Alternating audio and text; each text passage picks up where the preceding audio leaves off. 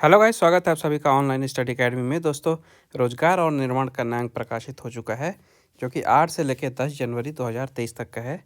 और इस वीडियो में हम इसी अंक का विश्लेषण देखेंगे क्या कुछ इंपॉर्टेंट रहा इस हफ्ते। इसके अलावा काफ़ी सारे इंपॉर्टेंट एमसीक्यू भी हैं जो कि आपके आने वाले एग्जाम के लिए काफ़ी ज़्यादा इंपॉर्टेंट होंगे। जैसे कि एमपी पटवारी है, आबकारी आरक्षक का है, तो सारे एग्जाम के लिए इंपॉर्टेंट एमसीक्यू है। तो मेक श्योर वीडियो को लास्ट तक जरूर देखिएगा। आइए शुरू करते हैं।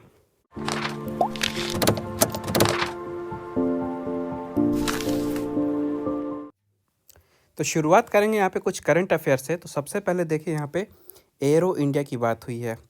तो एशिया की प्रतिष्ठित रक्षा प्रदर्शनियों में से एक है भारत का एरो इंडिया। तो इसका 14वां संस्करण जो है 2023 में आयोजित किया जाएगा। इसका आयोजन होगा 13 से लेकर 17 फरवरी 2023 में। इसका आयोजन होगा कहाँ, ये आपको याद रखना है। इसका आयोजन होगा बेंगलुरु के यलहंका वायुसेना स्टेशन पे। फरवरी में होना है, 13 से 17 फरवरी तक एरो इंडिया का 14th एडिशन होगा, ये याद रखिएगा, बेंगलुरु के यलहंका वायुसेना स्टेशन पे। इसके बाद यहाँ पे एक एमओयू की बात की जा रही है। ये एमओयू साइन हुआ है भारत की सबसे बड़ी विद्युत उत्पादन कंपनी है एनटीपीसी, और इसके साथ ही इटली की कंपनी है मेयर टेक्नीमोंट समूह।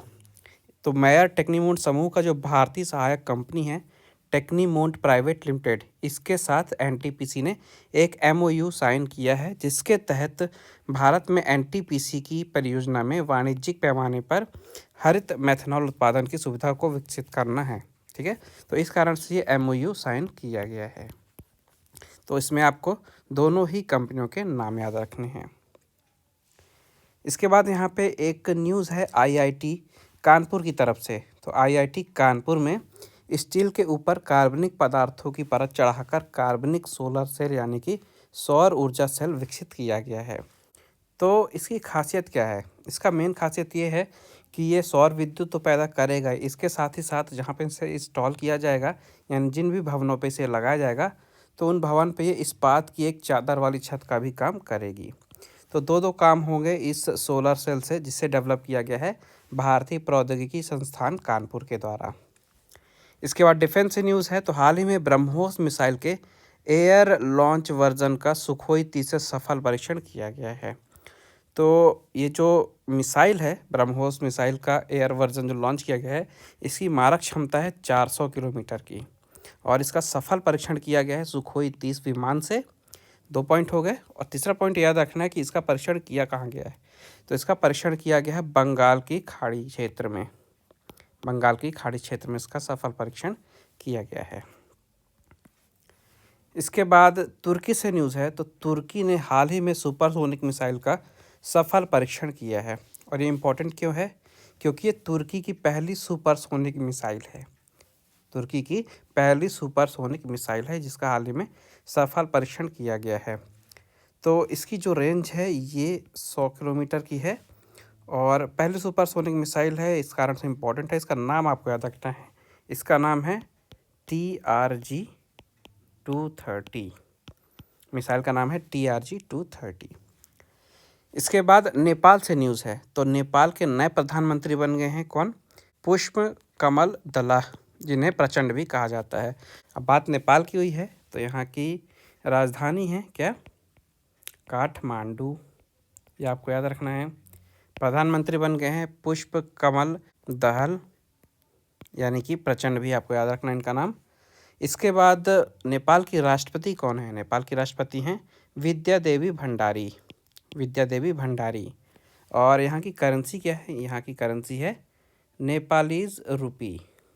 करेंसी है नेपालीज रुपी। तो ये स्टैटिक आपको याद रखने हैं। इसके बाद एक मिशन था जो कि मंगल ग्रह के लिए मिशन था, और ये मिशन था नासा का। तो नासा की ओर से मंगल पर अध्ययन करने के लिए एक मिशन को शुरू किया गया था जिसका नाम था इनसाइट लैंडर मिशन। और 4 साल तक ये सफ़र चला इस मिशन का, और 4 साल के बाद में इसकी जो पावर है ये दिन ब दिन कम होती जा रही थी। इस कारण से इस मिशन को समाप्त किया गया। अभी हाल ही में इसकी समाप्ति हुई है। तो मिशन का आपको नाम याद रखना है इनसाइट लैंडर मिशन। किसका मिशन था? नासा का। नासा कहाँ की स्पेस एजेंसी है? यूएसए की। तो ये पॉइंट याद रखने हैं आपको। इसके बाद है सरगम कौशल। सरगम कौशल, इनका नाम इम्पोर्टेंट है क्यों? क्योंकि हाल ही में इन्होंने मिसेज वर्ल्ड का खिताब जीता है। तो भारत का प्रतिनिधित्व कर रही थी ये ब्यूटी क्वीन सरगम कौशल। इन्होंने भारत को मिसेज वर्ल्ड का खिताब जिताया है और 21 साल बाद ये हुआ है कि भारत से किसी ने मिसेज वर्ल्ड का खिताब जीता है। इनका नाम आपको याद रखना है, सरगम कौशल। इसके बाद हैं दो देश जो कि हैं बोस्निया और हर्जेगोविना। बोस्निया और हर्जेगोविना। तो यूरोपीय संघ के जो देश हैं इन्होंने सर्वसम्मति से बोस्निया और हर्जेगोविना को उम्मीदवार देशों का दर्जा दिया है। ठीक है, तो बोस्निया और हर्जेगोविना को उम्मीदवार का दर्जा दिया गया है यूरोपीय संघ में। इसके बाद एक अनोखी न्यूज़ है, हाल ही में डायनासोर के एक सर का 50 करोड़ रुपए में नीलामी किया गया है। तो न्यूयॉर्क लग्जरी वीक में एक डायनासोर के सिर को 50.25 करोड़ रुपए में नीलाम किया गया है। ये जो डायनासोर है इसका नाम आपको याद रखना है। इस डायनासोर का नाम था मैक्सिमस। और ये जो डायनासोर है ये सबसे पुरानी प्रजाति में से एक माना जाता था। इसका नाम था मैक्सिमस। ये आप पिक्चर में देख रहे हैं, इसी सर की अभी नीलामी की गई है 50.22 करोड़ रुपए में। इसके बाद है केविन रूड। तो ऑस्ट्रेलिया के पूर्व प्रधानमंत्री थे केविन रूड। हाल ही में इनको ऑस्ट्रेलिया का अमेरिका में राजदूत नियुक्त किया गया है। ऑस्ट्रेलिया के पूर्व प्रधानमंत्री केविन रूड को हाल ही में अमेरिका में ऑस्ट्रेलिया की तरफ से राजदूत नियुक्त किया गया है। इनका नाम आपको याद रखना है। इसके बाद है पनडुब्बी, जिसका नाम है वागीर। तो हाल ही में भारतीय नौसेना में शामिल किया गया है इसे। ठीक है, तो प्रोजेक्ट 75 की 5वीं कलवरी क्लास पनडुब्बी है ये, जिसका नाम है वागीर। इसको हाल ही में इंडियन नेवी को सौंपा गया है। इसका जो निर्माण है ये Mazagaon dock shipyard limited Mumbai द्वारा किया गया है। इसके बाद है नताल्या आंतियुक। इनका नाम इम्पोर्टेंट क्यों है? इनका नाम इम्पोर्टेंट इसलिए है क्योंकि रूस की ये धाविका हैं और 400 मीटर बाधा दौड़ में इन्होंने यानी कि नताल्या आंतियुक ने 2012 के लंदन ओलंपिक में स्वर्ण पदक जीता था। 2012 के लंदन ओलंपिक में स्वर्ण पदक इन्होंने जीता था 400 मीटर बाधा दौड़ में। उसके बाद क्या हुआ, इनका डोप टेस्ट हुआ था और डोप टेस्ट में ये फेल हुई, यानी कि पाया गया कि इन्होंने प्रतिबंधित पदार्थों का सेवन किया था। इस कारण से इनसे ये पदक छीना जा रहा है। और जो दूसरे नंबर पे थी 400 मीटर बाधा दौड़ में दूसरे नंबर पे थी, उन्हें ये पदक दिया जाएगा। तो ये जो स्वर्ण पदक है ये अमेरिका की लाशिंदा डेमुस को दिया जाएगा। ये इस रेस में दूसरे नंबर पे थी, लाशिंदा डेमुस। तो जो फर्स्ट प्लेस का मेडल था ये नाताल्या आंतियुक से लेकर अब लाशिंदा डेमुस को दिया जाएगा। इसके बाद हैं बेथ मीड। बेथ मीड ये BBC personality of the year award इन्होंने जीता है और ये पहली महिला खिलाड़ी बनी है BBC personality of the year award जीतने वाली। तो इस कारण से काफ़ी ज़्यादा इंपॉर्टेंट हो जाती है। ठीक है, तो इंग्लैंड महिला फुटबॉल टीम की स्टार खिलाड़ी हैं।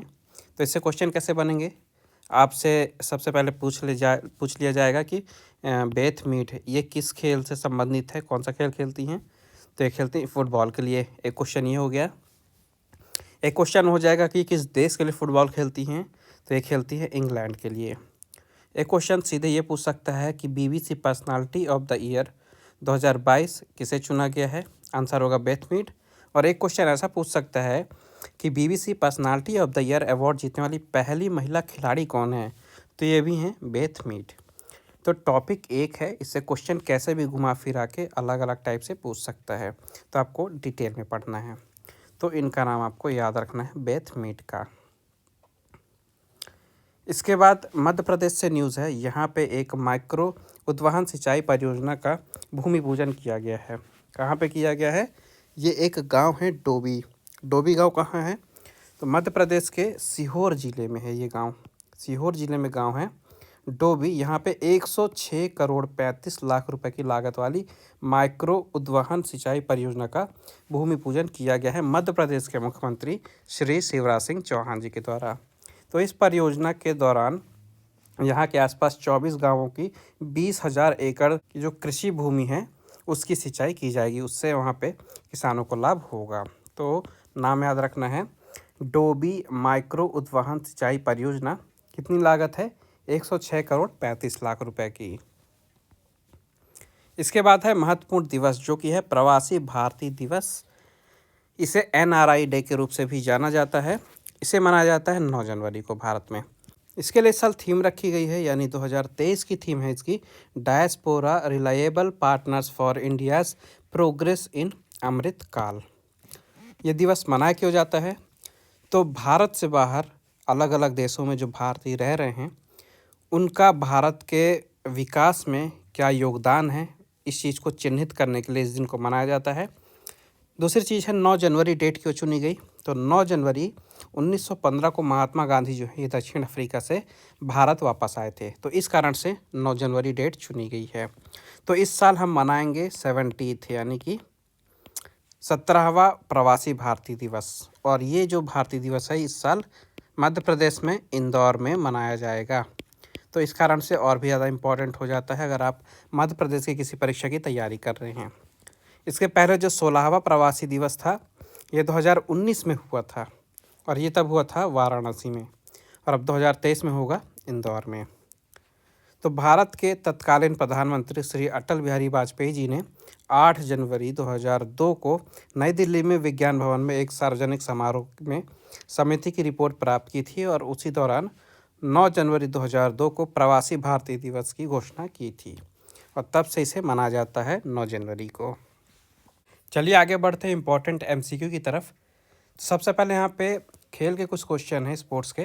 पहला क्वेश्चन है, वर्ष 2022 में किस देश ने महिला एशिया कप का खिताब जीता है? तो इसका राइट आंसर हो जाएगा भारत। इसके बाद है, विनीसियस जूनियर ये किस देश के युवा फुटबॉलर हैं? तो ये फुटबॉल खेलते हैं ब्राज़ील के लिए। फिर है, विराट कोहली ने T20 अंतर्राष्ट्रीय क्रिकेट में किस देश के खिलाफ शतक बनाया है? तो इन्होंने शतक बनाया है अफगानिस्तान के खिलाफ। T20 अंतर्राष्ट्रीय की बात हो रही है। फिर है, वर्ष 2032 में जूनियर हॉकी पुरुष वर्ल्ड कप किस देश में खेला जाएगा? तो ये खेला जाएगा मलेशिया में। फिर है, टूर डी फ्रांस प्रतियोगिता जो है ये किस खेल से संबंधित है? तो यह संबंधित है साइकिल रेसिंग से। फिर है, वर्ष 2021 में पेरिस मास्टर्स के चैंपियन कौन बने थे? तो चैंपियन बने थे नोवाक जोकोविच। नेक्स्ट है, किस क्लब के नाम सबसे ज़्यादा बार यूएफा चैंपियंस लीग जीतने का रिकॉर्ड है? तो सबसे ज़्यादा बार जीती है रियल मैड्रिड। फिर है, भारतीय महिला हॉकी टीम ने एशियन गेम्स 2018 में कौन सा पदक जीता था? तो भारतीय टीम ने जीता था रजत पदक। फिर है, मध्य प्रदेश ने कितनी बार रणजी ट्रॉफी जीती है? तो मध्य प्रदेश ने एक बार रणजी ट्रॉफी जीती है, वो भी इस साल यानी 2022 का। तो काफ़ी ज़्यादा इम्पोर्टेंट क्वेश्चन है ये। फिर है, टोक्यो ओलंपिक 2022 में किस किस खिलाड़ी ने टेनिस में पुरुष एकल वर्ग में स्वर्ण पदक जीता था? तो टोक्यो ओलंपिक 2022 में जीते थे एलेक्जेंडर ज्वेरेव। फिर है, मेजर ध्यानचंद नेशनल स्टेडियम जो है यह किस शहर में स्थित है? यह बताना है, नई दिल्ली में। फिर है, भारत में देवधर ट्रॉफी किस खेल से जुड़ी एक प्रतिष्ठित प्रतियोगिता है? तो देवधर ट्रॉफी आपका रिलेटेड है क्रिकेट से। फिर है, शंकर मुथुसामी ये किस खेल में भारत के उभरते खिलाड़ी हैं, यानी किस खेल से रिलेटेड हैं ये बताना है। तो यह रिलेटेड है बैडमिंटन से।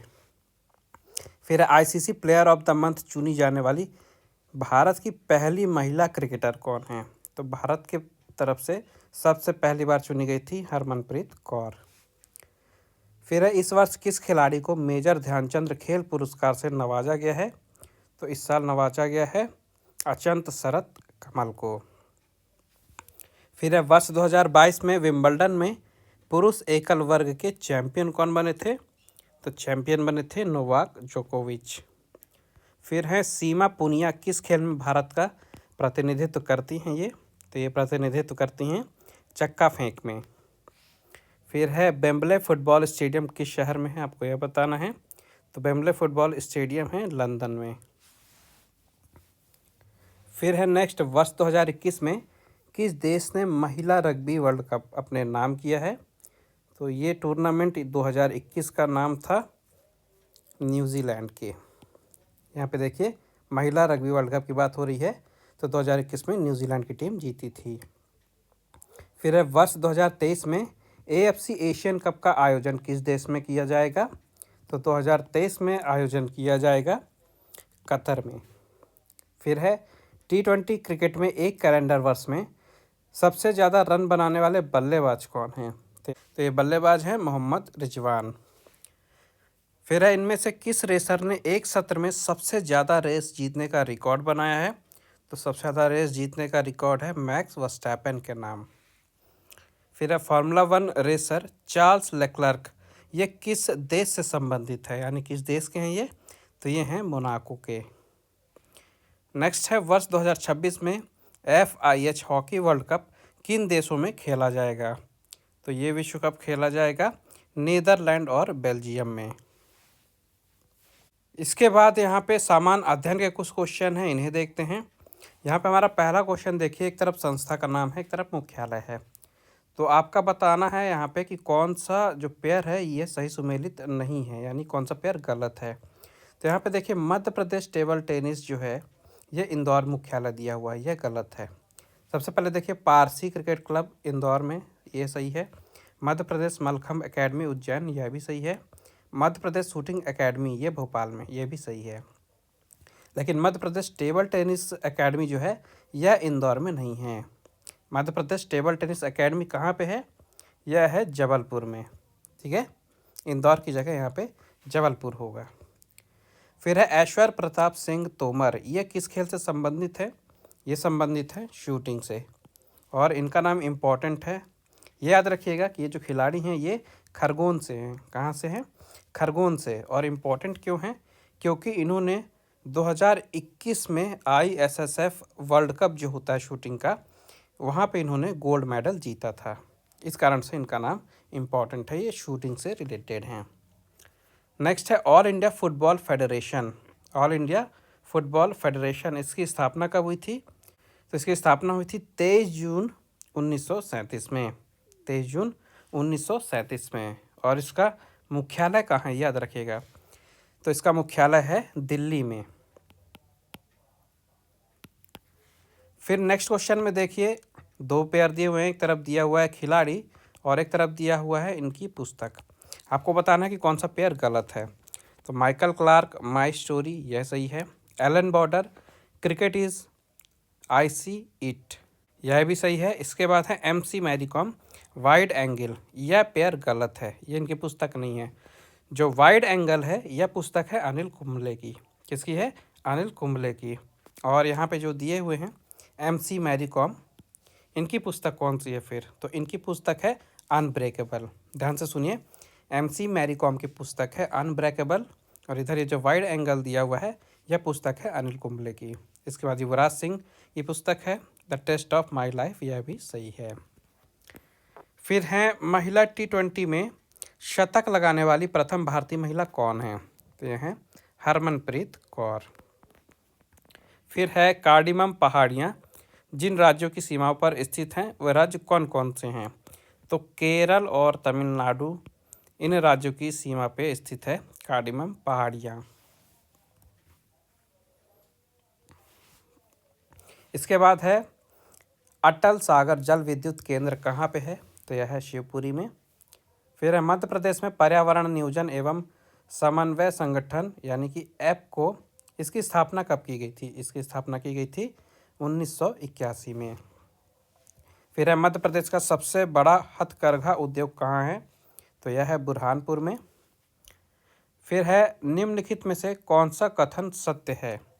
तो यहाँ पे बेतवा और कुमरा गांव जो कि रायसेन में है, ये जो पेयर है पहला पेयर यह सही है। बाकी का टोन्स अमरकंटक पहाड़ी यह गलत है, और तवा काकरी बड़ी पहाड़ी यह भी गलत है। तो जो बेतवा है ये कुमरा गांव रायसेन से उत्तर में यमुना में मिलती है। जो टोन्स है यह क्यों गलत है? क्योंकि टोन्स जो है इसका उद्गम सतना जिले की मैहर में कैमूर पहाड़ी से होता है। और उसके बाद जो तवा है इसका काकरी बड़ी पहाड़ी, ये भी क्यों गलत है? ये इसलिए गलत है क्योंकि इसका जो उद्गम है ये पचमढ़ी महादेव पर्वत से होता है। फिर है राष्ट्रपति द्वारा जारी एक अध्यादेश संसद के सत्र शुरू होने के बाद कितने समय तक रखा जाना आवश्यक है?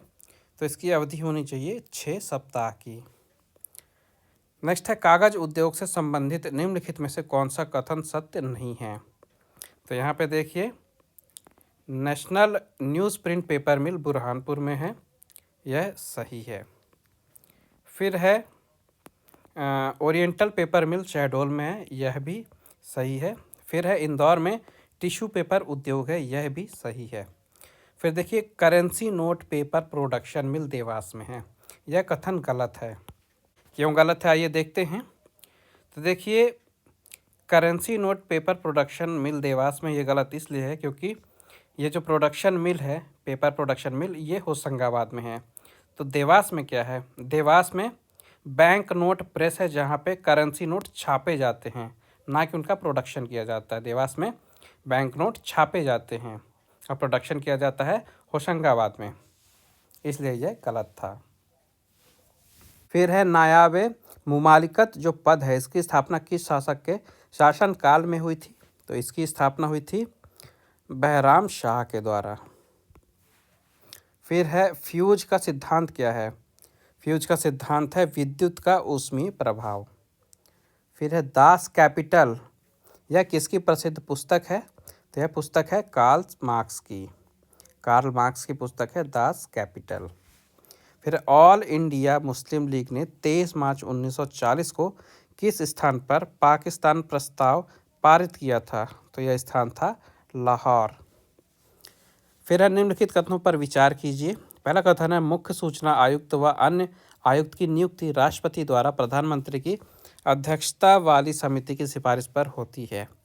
दूसरा कथन है इस समिति में प्रधानमंत्री के अलावा लोकसभा अध्यक्ष होते हैं। आपको बताना है कि कौन सा कथन सत्य है। तो यहाँ पे पहला कथन सत्य है, दूसरा गलत है। फिर हाल ही में किस केंद्रीय मंत्रालय द्वारा स्वच्छ टाइकाथॉन प्रतियोगिता शुरू की गई थी। तो यह शुरू किया गया था आवास एवं शहरी कार्य मंत्रालय के द्वारा। फिर निम्नलिखित नगरों में से किस नगर का संबंध महावीर से नहीं है। तो यहाँ पे लुम्बिनी का संबंध महावीर से नहीं है। फिर है आंग्ल नेपाल युद्ध के दौरान भारत का गवर्नर जनरल कौन था। तो उस समय गवर्नर जनरल थे लॉर्ड हेस्टिंग। फिर है तुर्की के उत्तर में क्या है। तुर्की के उत्तर में काला सागर है। फिर है विश्व का चावल जीन बैंक कहाँ पे है। चावल जीन बैंक है फिलीपींस में।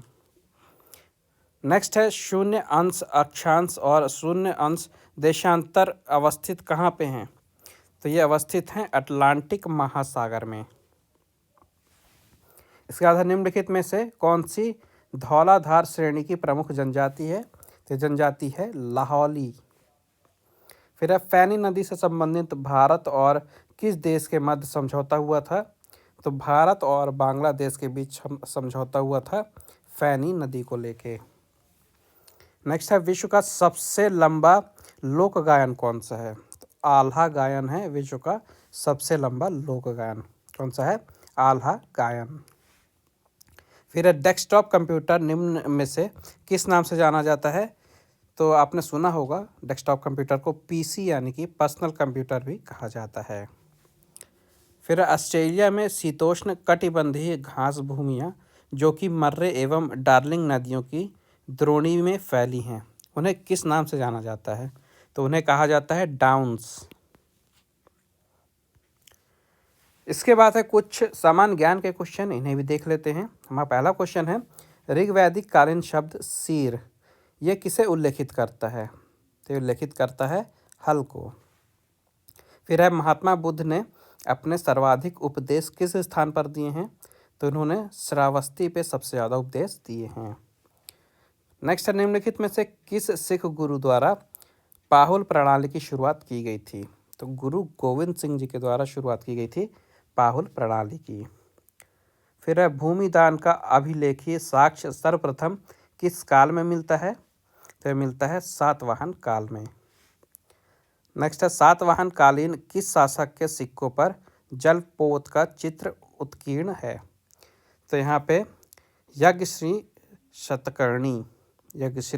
सतकर्णी, इनके शासन के दौरान जो सिक्के थे उन पर जलपोत का चित्र उत्कीर्ण मिलता है। इसके बाद है व्याघ्र शैली के सिक्के किस शासक द्वारा जारी किए गए थे? तो ये जारी किए गए थे चंद्रगुप्त द्वितीय के द्वारा। नेक्स्ट है श्रीरंगपट्टनम की संधि के समय कौन भारत के गवर्नर जनरल थे? तो समय गवर्नर जनरल थे लॉर्ड कॉर्नवालिस। नेक्स्ट है निम्नलिखित में से कौन भारत आने वाले कैबिनेट मिशन के सदस्य नहीं थे? तो सदस्य नहीं थे क्लीमेंट एटली। फिर है भारत का प्रथम परमाणु रिएक्टर कौन सा था? तो अप्सरा भारत का प्रथम परमाणु रिएक्टर था। फिर है जूल्स रिमेट कप, ये किस खेल से संबंधित है? यह संबंधित है फुटबॉल से। नेक्स्ट है नाटो जो संगठन है इसकी स्थापना कब हुई थी? इसकी स्थापना हुई थी 1949 में। फिर है FAO यानी फूड एंड एग्रीकल्चर ऑर्गेनाइजेशन, इसका मुख्यालय किस देश में स्थित है? इसका मुख्यालय है रोम में। फिर है भारत के पोखरण में संपन्न आणविक भूमिगत परीक्षण किस वर्ष संपन्न हुआ था? तो यह हुआ था 1974 में। नेक्स्ट है निम्नलिखित में से किस राज्य में नर्मदा नदी का प्रवाह क्षेत्र नहीं है? तो उत्तर प्रदेश में नर्मदा नदी का प्रवाह क्षेत्र नहीं है। फिर है शारदा बैराज परियोजना निम्नलिखित में से किन दो देशों के मध्य है? तो भारत और नेपाल के बीच में है शारदा बैराज परियोजना। फिर है प्रकाश के फोटॉन सिद्धांत का प्रतिपादन किसके द्वारा किया गया था? इसका प्रतिपादन किया गया था आइंस्टाइन के द्वारा। फिर है निम्नलिखित में से कौन सा विद्युत धारिता का मात्रक है? तो यह है फैराडे। फिर है देश का पहला आपदा प्रबंधन संस्थान कहाँ पर स्थापित किया गया है?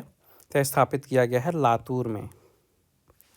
इसके बाद है साइलोमिलेन, इस नाम का अयस्क किस खनिज का अयस्क है? तो यह अयस्क है मैग्नीज का। फिर है भारत का अनन्य आर्थिक क्षेत्र विस्तारित है कितने वर्ग किलोमीटर में? तो लगभग 2.02 मिलियन वर्ग किलोमीटर में।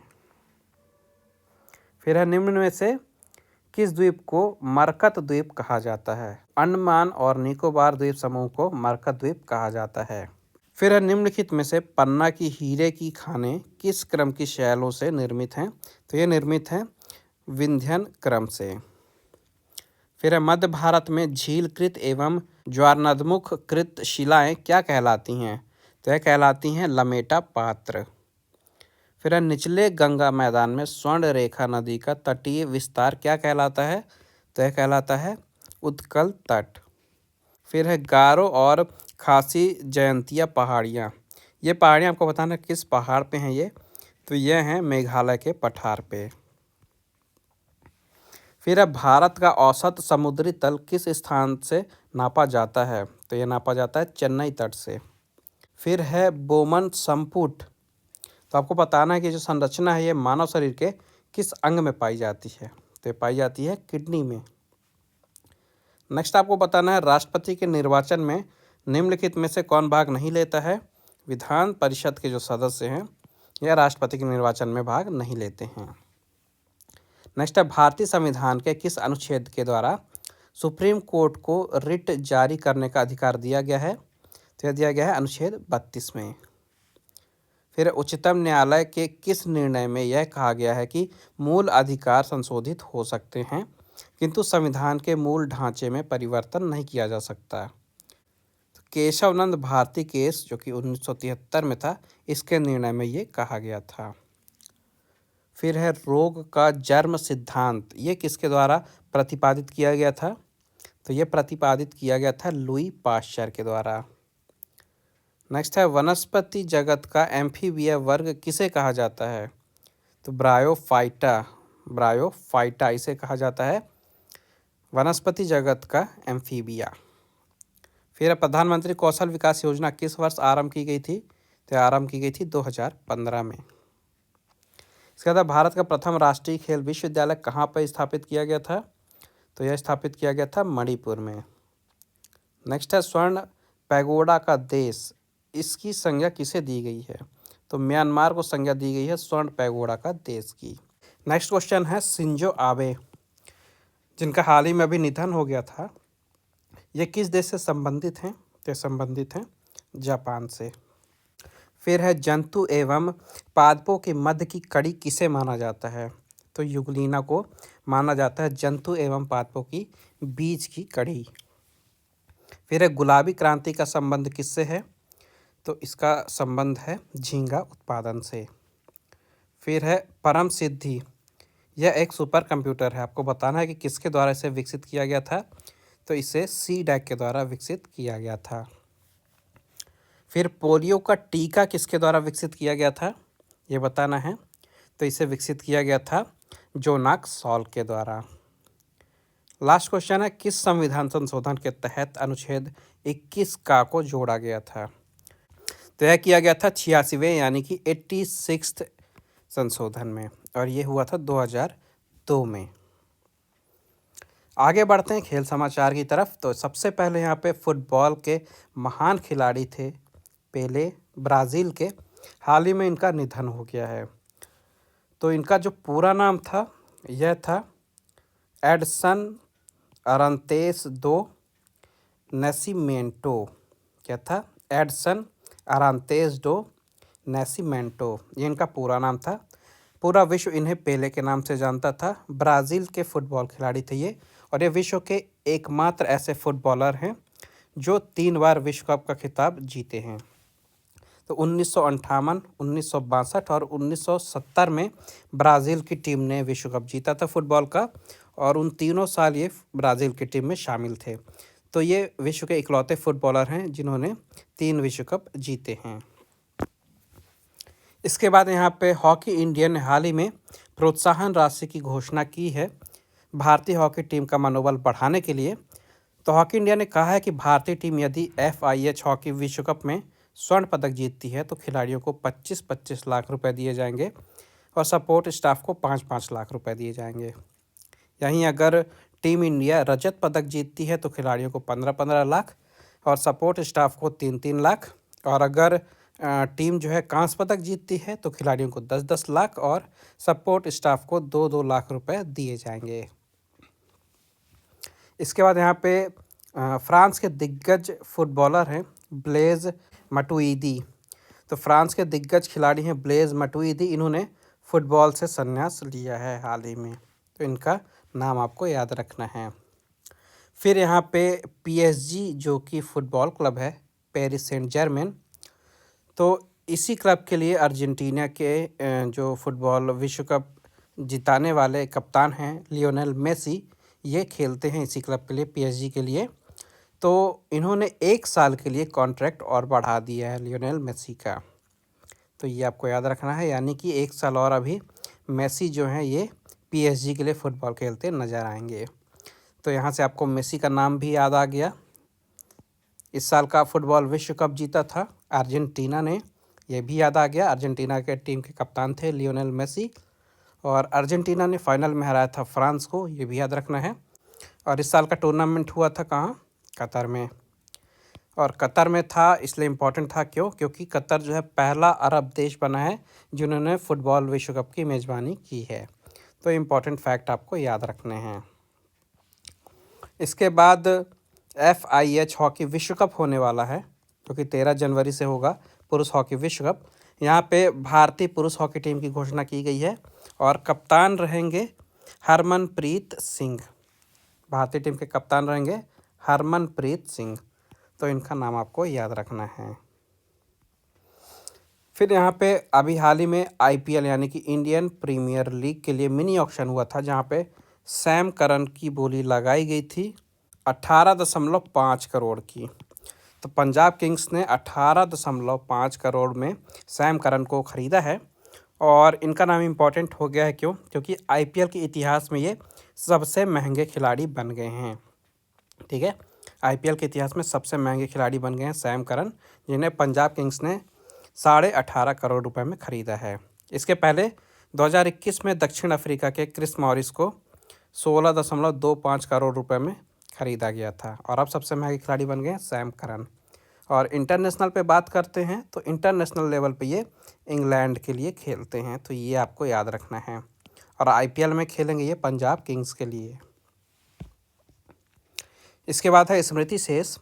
यहाँ भी देखते हैं 2 नाम हैं। सबसे पहले दक्षिण भारतीय अभिनेता यहाँ पे कैकला सत्यनारायण दक्षिण भारतीय फिल्मों के जाने माने अभिनेता हैं। कैकला सत्यनारायण जी हाल ही में 87 वर्ष की आयु में इनका निधन हो गया है। इनका नाम आपको याद रखना है। और यहीं पे तेलुगु फिल्म एक्टर हैं चलपति राव। तेलुगु फिल्म एक्टर चलपति राव हाल ही में 78 वर्ष की आयु में इनका भी निधन हो गया है। तो इन दोनों एक्टर का आपको नाम याद रखना है। तो आज के अंक में बस इतना ही। आई होप आपको वीडियो पसंद आई होगी। अगर आपको वीडियो यूज़फुल लगी हो तो प्लीज़ वीडियो को लाइक ज़रूर करिएगा, ज़्यादा से ज़्यादा शेयर कीजिए अपने दोस्तों के साथ।